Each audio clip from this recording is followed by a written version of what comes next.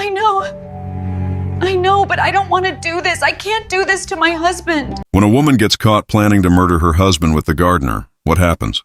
Vanessa Caldwell didn't know she was making the biggest mistake of her life when she made that phone call, because someone else was listening to that conversation, and that person would change everything. This story will show you that sometimes the person closest to you can be your greatest enemy. This story takes place in the wealthy Greenwood Village neighborhood of Denver, Colorado, and is inspired by a real love murder case. The event I'm about to tell you reveals how the darkness within a person can hide behind innocence. Have you ever thought about it? That man who comes to your house every day, mows your lawn, chats with you with a friendly smile. What if he's not really like that? What if he wants much more from you? In that hot June of 2018, the Caldwell family living in Greenwood Village was about to face exactly such a reality, and this encounter would end in death. Mitchell Caldwell was 52 years old, one of Denver's most renowned real estate investors. He had immigrated to America from Toronto, Canada 20 years ago and built a real estate empire from scratch. Everyone who talked about Mitchell said this: that man turns everything he touches into gold. Tall, broad-shouldered, with thick white hair. Mitchell still carried traces of the handsome young man from 30 years ago. But what really stood out was his cold business intelligence. He never showed his emotions. Everything to him was calculation, planning, profit. Mitchell had two things in his life: his work and his home. Family? Yes, there was Vanessa. But marriage had become like a business deal for Mitchell, too. They had been married for 16 years with Vanessa. 16 years. For some marriages, this period is when love deepens. But for the Caldwell family, these 16 years were the story of a slowly cooling iceberg. Vanessa Caldwell was 45 years old, born in Los Angeles. She had participated in beauty pageants at a young age and worked as a model. She was someone who attracted attention with her long black hair, hazel eyes, and that charming smile. She had met Mitchell at a charity gala. Vanessa was 30 at the time. Mitchell was 46. Mitchell had fallen in love with Vanessa's beauty. Vanessa, on the other hand, fell for Mitchell's money, power, and the luxurious life he offered. The first years, everything was perfect. Luxury vacations, expensive gifts, a glamorous house. Vanessa was living the life of her dreams. But over time, she began to feel an emptiness behind that bright life. Mitchell was constantly busy with work. Even when he was home, he would sit at his laptop, make phone calls. He wouldn't look at Vanessa, wouldn't talk to her, wouldn't even notice her presence. Vanessa felt trapped in that big house. They had no children. She had no close friends. There was only that huge house with a garden, silence and loneliness. Until Diego Ramirez entered her life. Diego Ramirez was 39 years old, a man who had immigrated to America from Guadalajara, Mexico 10 years ago. He worked in landscaping and garden maintenance. He had a small team, but most of the time he did the jobs alone. Diego's appearance was striking. Olive-skinned, athletically built, with dark brown eyes and lips that always smiled slightly. He was used to attracting women's attention, but Diego's real weapon was his speech, his gaze, and his ability to make people feel close to him. Diego's past was not exactly clean. In Mexico, he had been questioned several times for small-scale fraud crimes, but had never been convicted. He was smart. He left no evidence. When he came to America, he seemed to have decided to reinvent himself. He was doing honest work, serving his customers with a friendly face, not harming anyone, but that dark side within Diego was still there, just waiting for the right opportunity, and the Caldwell house was exactly that opportunity. It was the first week of June, 2018. Mitchell had called Vanessa on his way home from his office in Denver. Vanessa, the garden looks terrible. Find someone immediately. Take care of it. Vanessa sighed as she hung up the phone. Mitchell's commanding tone always bothered her. But what could she do? This was her life. She called a local landscaping company. The company said they could send someone the next day, and that person was Diego Ramirez. The next morning, when Vanessa heard the doorbell ring and opened the door, she saw Diego in front of her. "Good morning." "Mrs. Caldwell, I'm Diego Ramirez. I'm here for your garden."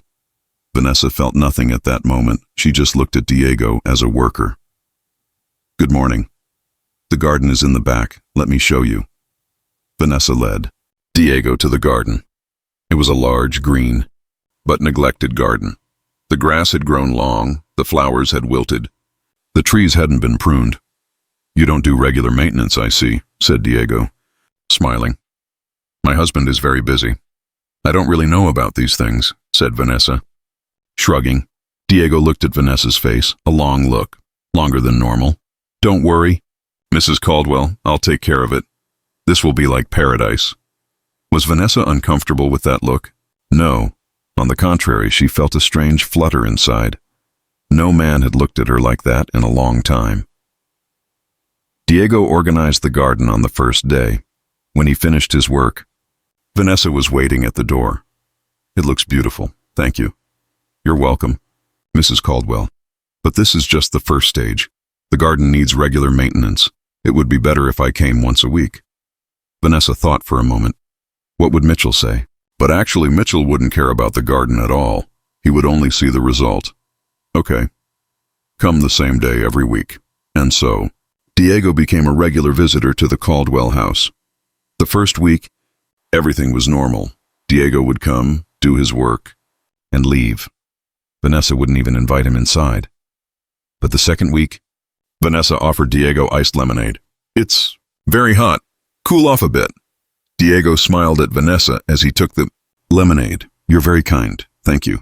The two sat at the garden table. They didn't talk at first, but the silence didn't bother them. Strangely, they felt as if they knew each other. Where are you from? Asked Vanessa. From Guadalajara, southwest Mexico. Have you ever been? No, but I've heard. They say it's beautiful. Very beautiful. But this place is more beautiful, especially this garden, Diego added, looking into Vanessa's eyes. And this homeowner. When Vanessa heard those words, her face turned red. She didn't know what to say. She just smiled. That day, as Diego left, Vanessa felt something inside, a flutter, an excitement, a feeling she had forgotten for years. When Mitchell came home in the evening, he noticed that the garden was tidy. The gardener did a good job, he said while eating. Vanessa looked up. Yes, Diego is very good. He comes once a week. Diego, is he Mexican? Yes, Mitchell shrugged. Okay, if the price is right, no problem. And he didn't ask anything else. He didn't ask Vanessa, how was your day? He didn't ask, what did you do? He didn't ask anything.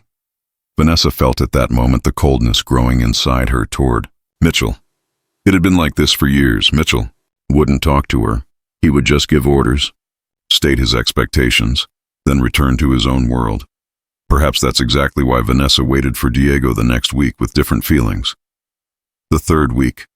Mitchell was out of town, a 3-day business trip. Vanessa was alone at home. Diego came as usual, but this time, Vanessa was more prepared. She had tied her hair up, put on light makeup, worn a nice dress. When Diego saw Vanessa, he didn't look away. You look very beautiful, Mrs. Caldwell. Vanessa smiled shyly. Thank you, it's just that sitting at home gets boring. I wanted to take some care. While Diego was working in the garden, Vanessa looked at him often. Diego's muscles were shining in the sun. As he worked, sweat dripped from his forehead, and Vanessa couldn't help watching him. At noon, Vanessa went outside. Diego, I made sandwiches today. Would you like to eat? Diego was surprised. Mrs. Caldwell, don't trouble yourself. It's no trouble. I was going to eat alone anyway. We can chat a bit. And the two ate at the garden table. This time, the conversation was more intimate. Vanessa talked about her marriage, her loneliness. Diego talked about his family in Mexico, his dreams of coming to America sometimes, said Vanessa, her voice trembling. I feel invisible in this house. Mitchell doesn't even talk to me. It's like I'm just a piece of furniture. Diego reached out and touched Vanessa's hand. You could never be invisible. You are perfect. Vanessa felt electricity inside from that touch. Her heart began to beat rapidly. Her hands were trembling, and at that moment, everything changed. That day, as Diego was finishing his work, Vanessa offered him to come inside for tea. It's very hot. Rest inside for a bit.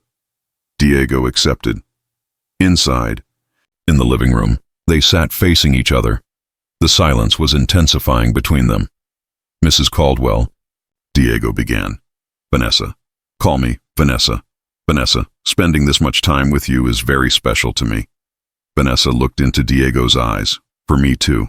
And at that moment, Diego leaned toward Vanessa. He touched his lips to Vanessa's lips. Vanessa didn't reject that kiss. On the contrary, she reciprocated, and that day, the betrayal began.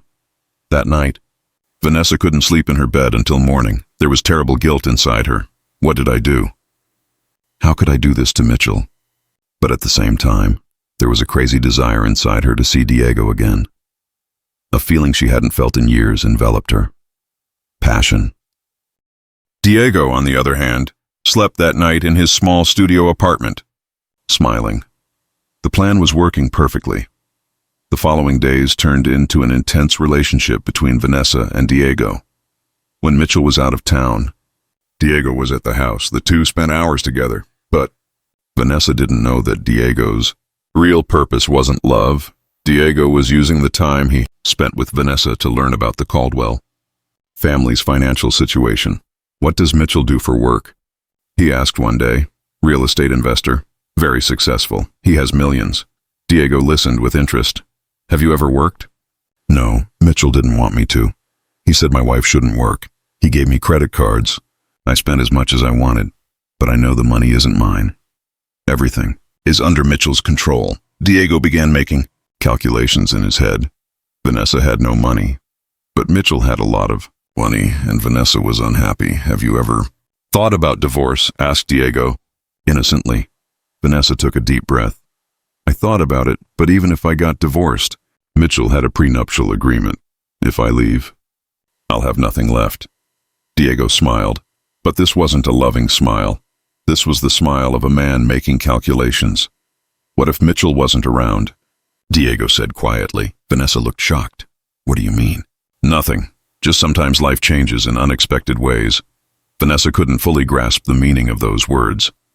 But a strange feeling arose inside her. In mid-July, Mitchell noticed a change in Vanessa. She was more cheerful, more lively. In fact, she looked more beautiful. One evening, Mitchell asked Vanessa, did something happen? You seem very happy lately. Vanessa felt her heart about to jump out of place, but she answered with a smile on her face. I'm just enjoying the summer. The garden turned out beautiful. I'm spending time outside. Did Mitchell believe her? It wasn't clear, but he didn't ask any more questions. But in the following days, Mitchell began to watch Vanessa more carefully. Her phone, her social media, her behavior at home, and one day, Mitchell saw a message on Vanessa's phone. It was the last week of July. Mitchell, before leaving for work in the morning, saw that Vanessa's phone was left on the table. A message notification had come. Mitchell normally wouldn't look at Vanessa's phone, but that morning, an instinct moved him to action. He opened the phone. There was no password. Vanessa never put a password on her phone, and on the screen, he saw a message from Diego. Last night was amazing. I can't wait to see you again. When is your husband leaving? Mitchell almost dropped the phone from his hand. A fire passed through him. His heart began to beat frantically in his chest. When Vanessa came out of the kitchen, she saw Mitchell holding the phone. Her face turned white. Mitchell looked with anger. What does this mean, Vanessa? Vanessa started crying. Please, Mitchell, I understand. Understand? You are my wife. And with that gardener, that Mexican gardener, Mitchell's voice was echoing throughout the house. You cheated on me. In my own home. Vanessa fell to her knees. I'm sorry. Mitchell, I'm so sorry. I was lonely. You were never with me. Diego, he showed me attention. Mitchell raised his hand and silenced her. Shut up. Don't mention that man's name again. Mitchell walked to the door. When I come home this evening, I want that man cleaned out of this house, or I'll throw you out on the street with nothing. And he left, slamming the door. Vanessa called Diego, crying. She told him everything. Diego listened quietly. Vanessa, calm down. I'll take care of it. How will you take care of it, Diego? Mitchell will separate us. I'll lose everything. Diego spoke after a long silence. What if Mitchell wasn't around? Vanessa held her breath. What? If Mitchell wasn't around, you'd be free, and all his money would go to you. Vanessa tried to understand what he was saying. Diego, what are you saying? I'm saying Mitchell could have an accident. Vanessa screamed over the phone. Diego, are you crazy? No, Vanessa. I'm just being realistic. Mitchell will never leave you, but he won't make you happy either. You'll live like a bird in a cage. But if Mitchell wasn't around, Vanessa was crying. No. Diego, no, this is crazy. Diego continued calmly. Think about it for a week. If you still want this relationship, let me know. I know the solution. And he hung up. Vanessa collapsed to the floor. What would she do? This was impossible. It was a crazy idea. But a week later, Vanessa called Diego again, and the words she said on that phone would change her life forever. Vanessa Caldwell said yes to Diego in that phone conversation. Yes, she wanted Mitchell out of the way. Yes, she was ready to listen to Diego's plan, and yes, she was willing to become a murderer's wife. But neither of them knew that that phone conversation was being recorded, and someone was listening. Someone would call the police very soon. This was the first part of our story: a woman, a gardener, and a dangerous plan. Did Vanessa choose love or money? Did Diego really love Vanessa, or did he just want Mitchell's inheritance? And Mitchell, didn't he suspect anything?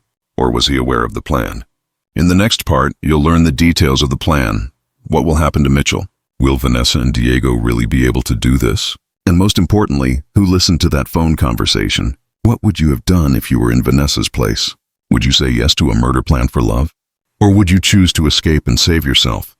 It was the first days of August. Vanessa and Diego had started planning to eliminate Mitchell.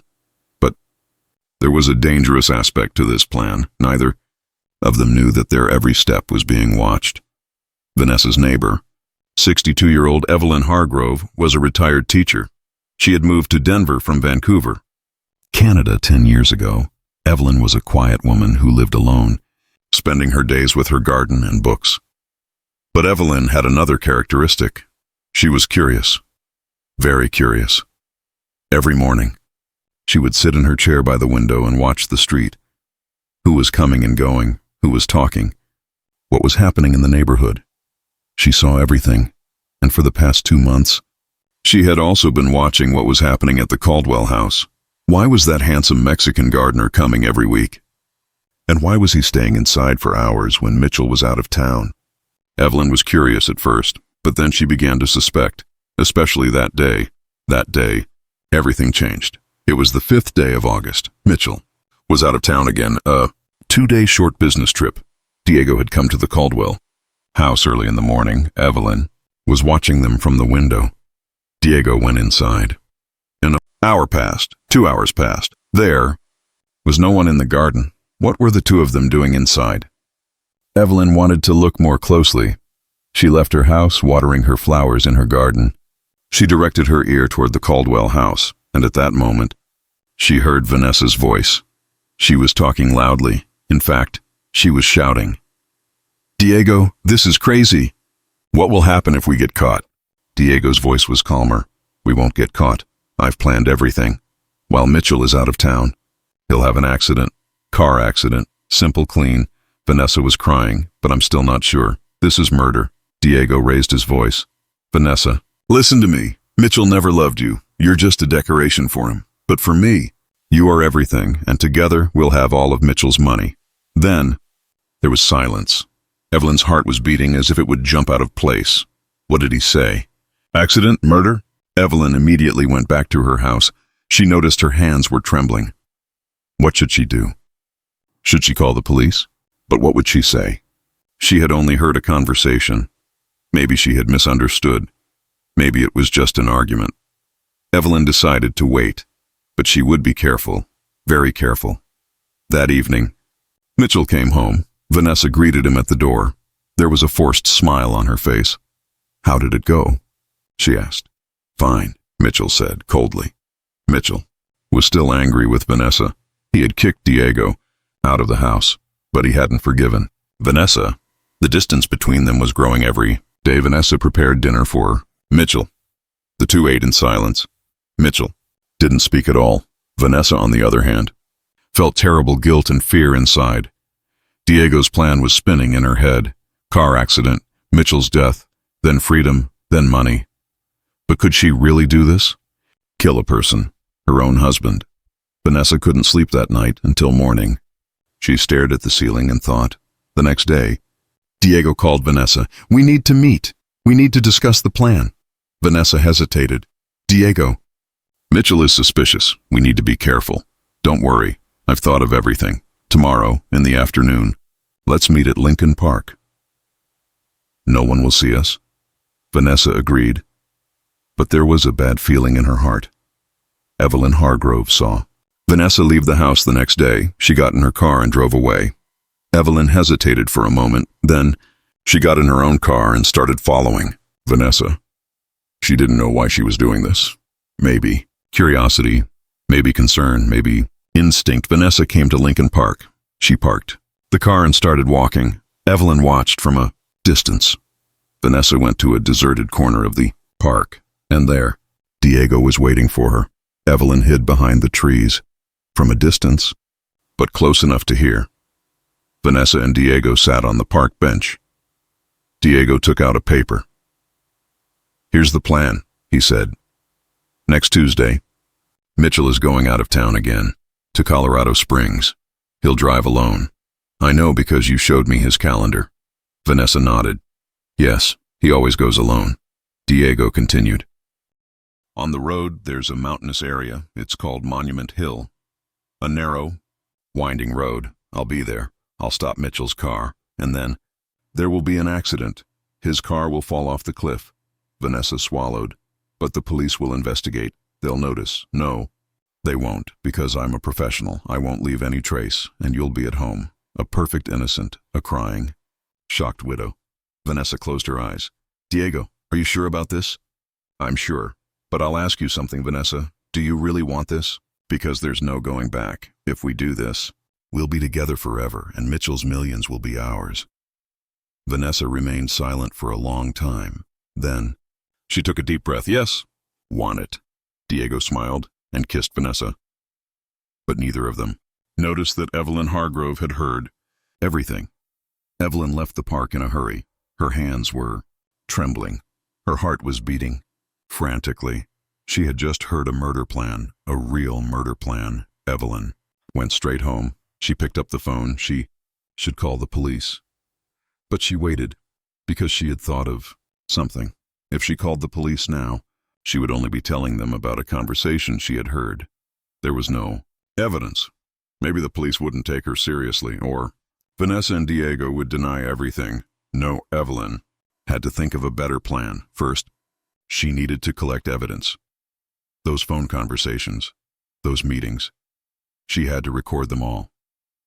Evelyn took out her old cassette recorder from her house. It was a small, portable device. She used to use it to record her students' presentations. Now she would use it to prevent a murder. Tuesday came. Mitchell got ready early in the morning. He was going to Colorado Springs. He told Vanessa he would be back in the evening. Vanessa tried to smile. Have a good trip. Mitchell left without saying anything. Vanessa watched Mitchell's car drive away from the window, and she felt a terrible feeling inside. Today, her husband would die, and she was allowing it to happen. Vanessa noticed her hands were trembling. She picked up the phone and called Diego. Are you ready? She asked. I'm ready. Everything will go according to plan. You just stay home and wait. In the evening, the police will call you, and you'll act like a shocked wife. Did you understand? I understood. Before Diego hung up, he added, Vanessa, I love you. After tomorrow, we'll be together forever. Vanessa started crying. I love you too. But a voice inside her was telling her something different. This is wrong. Very wrong. Evelyn Hargrove had parked in front of the Caldwell house that morning. Inside her car, she had prepared the cassette recorder. But what would she record? Then an idea came to her mind. She should listen to Vanessa's phone. But how? Evelyn thought. Then she remembered. When Vanessa talked on the phone in the garden, she sometimes left the windows open. Evelyn got out of her car. She approached the garden wall of the Caldwell house. Quietly, she listened, and she heard. Vanessa was talking on the phone inside. Diego, please be careful if something goes wrong. Nothing will go wrong. I've checked everything. Mitchell will pass through Monument Hill around 3 o'clock. I'll be there. His car will go out of control. It will roll down the cliff, and no one will know the truth. Evelyn started the cassette recorder and recorded the entire conversation. Here's the evidence. Now, she could go to the police. Evelyn went straight to the police station. She told the receptionist that she wanted to talk about an urgent matter. A few minutes later, she was interviewed by Detective Kenneth Brennan. Kenneth Brennan was 50 years old, an experienced detective working in the homicide division of the Denver Police Department. Evelyn told him everything. Vanessa and Diego's relationship, conversations she had heard, the murder plan, and most importantly, the phone conversation she had recorded. Detective Brennan listened to the cassette. His face darkened. Mrs. Hargrove, this is very serious, but we need to act immediately to prevent a crime. Where is Mitchell Caldwell right now? Evelyn was surprised. I don't know exactly, but he was going to Colorado Springs.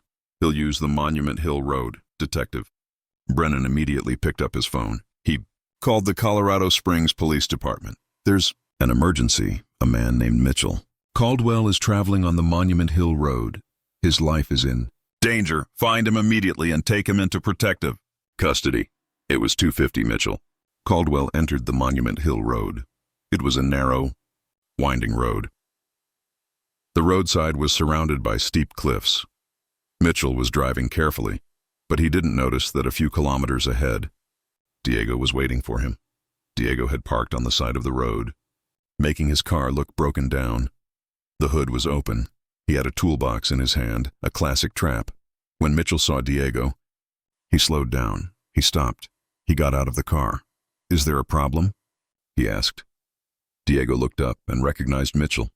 At the same time, Mitchell also recognized Diego. You the gardener. Diego smiled. Yes, Mr. Caldwell. Me. Mitchell took a step back. What are you doing here? Diego took a pipe wrench out of the toolbox. Waiting for you. Mitchell understood the danger. He tried to turn and run, but Diego was very fast. Running, he caught up with Mitchell. He swung the pipe wrench toward Mitchell's head, but at that moment, police sirens were heard from a distance. Diego froze. Mitchell fell to the ground. But he wasn't unconscious. He was just shocked. Diego looked around. The police were coming fast. Diego ran to his car in panic. He started the engine and began to speed away. But the road was narrow, winding, and Diego was going too fast. On the last curve, he lost control. The car went off the side of the road. It rolled down the cliff. An explosion was heard.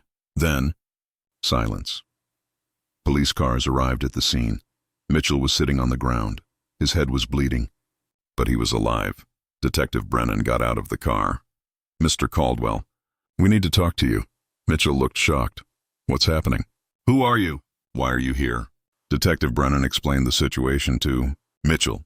Your wife and your gardener planned to have you killed. We learned about it from a neighbor's report, and we came to save you. Mitchell couldn't believe it. Vanessa? My Vanessa? Yes, Mr. Caldwell, I'm sorry. Mitchell collapsed to the ground. Tears flowed from his eyes. 16 years. They had been together for 16 years, and Vanessa had wanted to kill him. At the same time, Vanessa was waiting at home. The phone rang. She answered excitedly. Diego, did it happen? But the voice on the phone wasn't Diego. Mrs. Caldwell. I'm Detective Kenneth Brennan. I'm calling from the Denver Police Department. You're under arrest. Vanessa dropped the phone from her hand. A few minutes later, there was a knock on the door. The police came in. Vanessa Caldwell. You are under arrest for attempted murder. You have the right to remain silent. Anything you say can be used against you in court. Vanessa fell to her knees. No, this can't be. But the police handcuffed her and put her in the car. Vanessa's life ended at that moment. The trial process lasted 3 months. Evelyn Hargrove was heard as a witness. The audio recording she had made was presented as evidence. Mitchell Caldwell didn't come to court. He gave his statement through his lawyers. Vanessa tried to deny everything, but the evidence was clear. The audio recordings, the phone conversations, Diego's death, and the evidence found with him.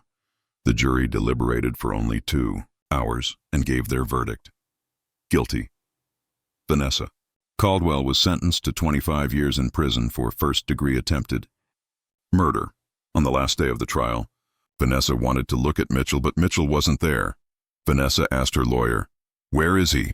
The lawyer answered with a sad expression, "Mr. Caldwell moved from Denver. He went to another state to start a new life. He never wants to talk to you again."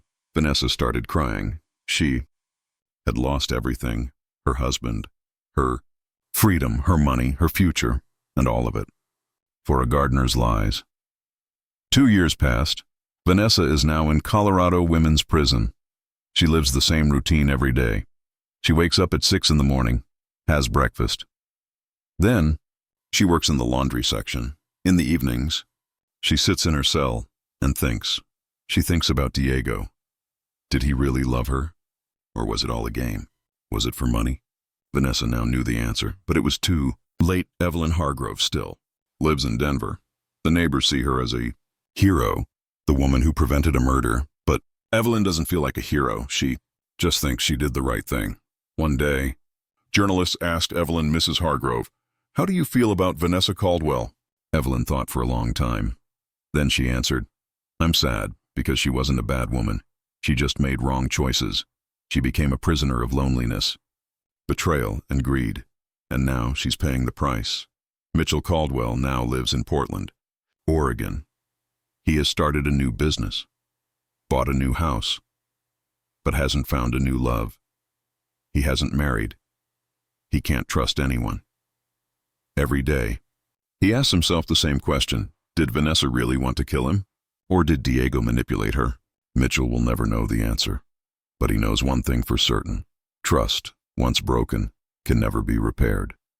And Diego Ramirez? He was found at the bottom of Monument Hill in the wreckage of his car. His identity was confirmed through fingerprints. His criminal history in Mexico was revealed.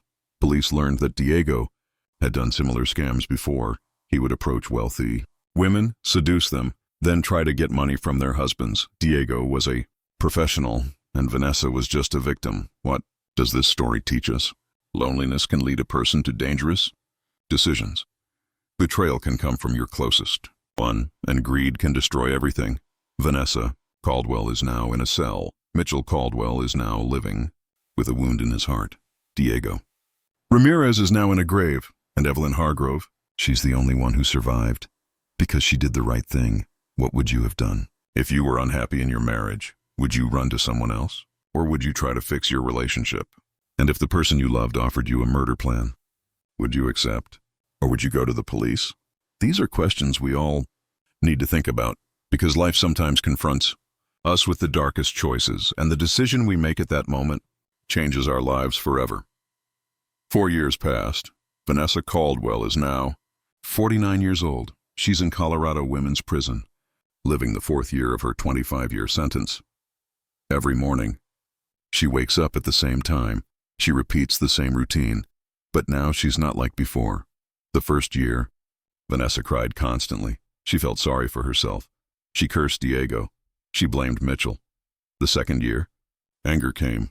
She was angry at everyone, at Evelyn Hargrove, at the police, at her lawyer, at herself. The third year, acceptance began. She wasn't crying anymore. She wasn't getting angry. She was just living quietly. And now, the 4th year, Vanessa has changed. Prison taught her many things about people, about life, and most importantly, about herself. Vanessa started taking psychology classes in prison. She joined the rehabilitation program opened for inmates. She has regular meetings with a therapist.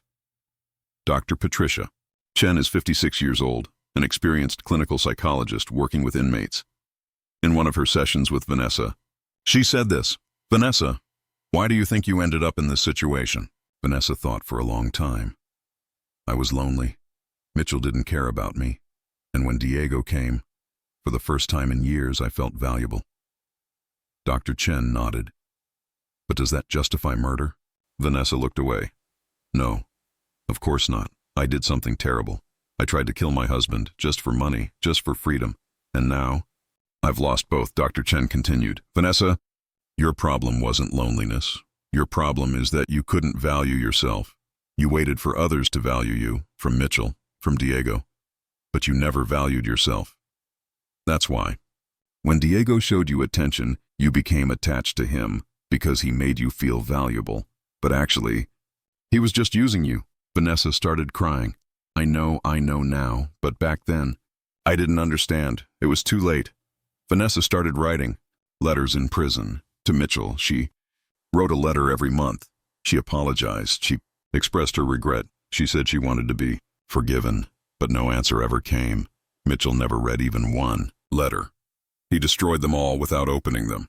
Vanessa knew this, but she continued writing anyway, because writing eased the guilt inside her.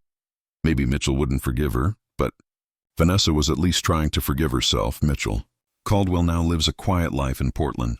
He turned 56. His hair is gone completely.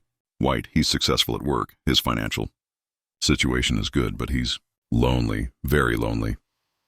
Since Mitchell left Denver, he hasn't had a serious relationship with anyone. He has friends. He has business partners, but no one close. He can't trust. Vanessa's betrayal deeply affected him.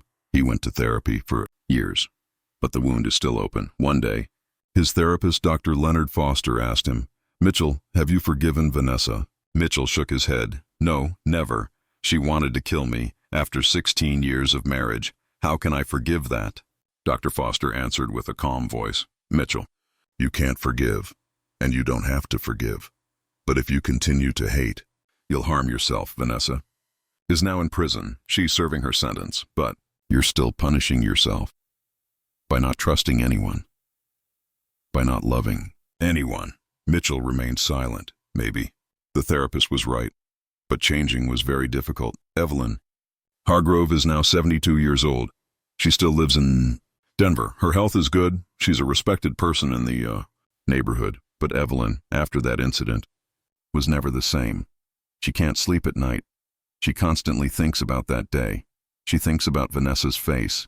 She thinks about Diego's death. One day, a local journalist interviewed Evelyn, Mrs. Hargrove. "Thanks to what you did, a man was saved. Do you regret it?" Evelyn took a deep breath. "Do I regret it? No, I did the right thing.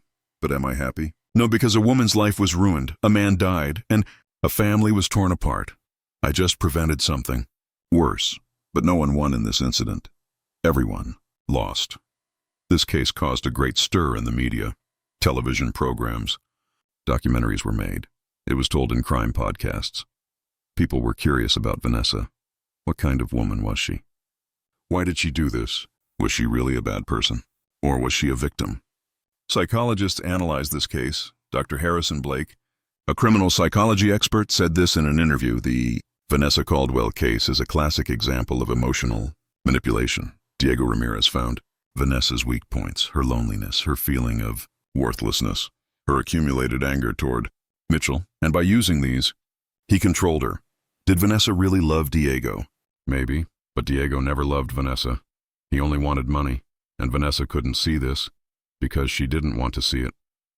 What about society? What did this incident teach people? After this case, marriage counselors started seeing more couples for treatment. People understood that they couldn't ignore the problems in their marriages. They didn't want to be like Mitchell and Vanessa. Also, women became more aware of emotional manipulation. They learned to recognize people like Diego. They learned to see the signs, and most importantly, they learned to value themselves. In prison, Vanessa joined a support group for victims of emotional abuse and manipulation. There, she met women like herself. They too had trusted the wrong people. They too had made big mistakes. But now, they were all trying to heal. One day, in a group session, Vanessa spoke. "I felt worthless for years. Mitchell didn't love me. I didn't love myself either. Then Diego came, and he told me I was valuable, but he was lying. He just used me, and I allowed him because I felt desperate. But now I understand. My worth is not measured by what others give me. My worth is within myself, and if I ever get out of here, I will never feel like this again." The group applauded. Vanessa wiped her eyes. She was healing, slowly, but she was healing. Year 5. More years passed. Vanessa has now been in prison for 9 years. She's a well-behaved inmate. She completed the rehabilitation program. She got a psychology certificate. Now, she's helping other inmates. She counsels them. She prepares reentry plans. She has has become a light of hope. Vanessa applied for parole. The court will evaluate her application. Maybe. She can get out in 15 years, maybe earlier. No one knows. But Vanessa is now hopeful. And that's very important. One day, Mitchell said something to his therapist. I think I'm ready to forgive Vanessa. I don't love her. I don't want to talk to her. But I don't hate her anymore. I'm just sad for her, for myself, for all of us. Dr. Foster smiled. That's a big step. Mitchell, I said you can't forgive, but I was wrong. You managed to forgive. And now, you can forgive yourself. You can make a new beginning. Mitchell nodded. Maybe I can. Evelyn Hargrove turned 80 years old. Her health has weakened, but her mind is still clear. One day, she said this to her neighbor. After that incident, I asked myself every day, did I do the right thing? Did I ruin Vanessa's life? Or did I save a life? I still don't know the answer, but I know one thing. If I had remained silent that day, Mitchell would be dead now, and Vanessa would be a murderer. Maybe she'd be worse off now. I did the best I could, and I hope God forgives me. Is this the end of the story? No, because this story is still continuing. Vanessa is still in prison. Mitchell is still lonely. Evelyn is still reckoning with her conscience, but they all learned one thing. Life is full of choices, and every choice produces a result, sometimes good, sometimes bad, but always permanent. What did you learn from this story? Do you value your marriage? Do you talk to your spouse? Are you ignoring your problems? Or are you trying to solve them? And do you trust strangers? Do you believe easily? Or are you cautious? These questions are important for all of us, because becoming like Vanessa and Mitchell is very easy, but being like Evelyn requires courage. Doing the right thing is sometimes very difficult, but it's always necessary. Vanessa Caldwell will be free one day, maybe in 10 years, maybe more. But when that day comes, what will she do? Where will she go? Who will she be with? No one knows. But Vanessa has a plan. She'll move to a small town. She'll take a new name. She'll live a simple life. And maybe one day she'll find true love. But this time, she'll choose the right person. Mitchell Caldwell, maybe one day, will fall in love with someone new. Maybe he'll learn to trust. Maybe he'll be happy. Who knows? Life is full of surprises. And Evelyn Hargrove, she will remember that day for the rest of her life. She'll remember that phone conversation. She'll remember Vanessa's face. And every night, she'll pray to God for doing the right thing. If this story taught you anything, let it be this. Love is beautiful, but blind love is dangerous. Marriage is important, but a neglected marriage is poisonous. Trust is valuable, but trust given to the wrong place is deadly. And money? Money is never worth a life. Vanessa Caldwell, Mitchell Caldwell, and Diego Ramirez. 3 people.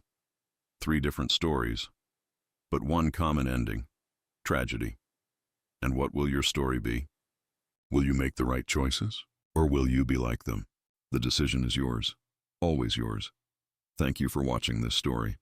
If this video taught you something, please like it, comment, share with your friends, and don't forget to subscribe, because every week, I prepare real crime stories for you. Stories that teach you about life, people, and choices. See you in the next video. Take care of yourselves, and remember, every choice produces a result.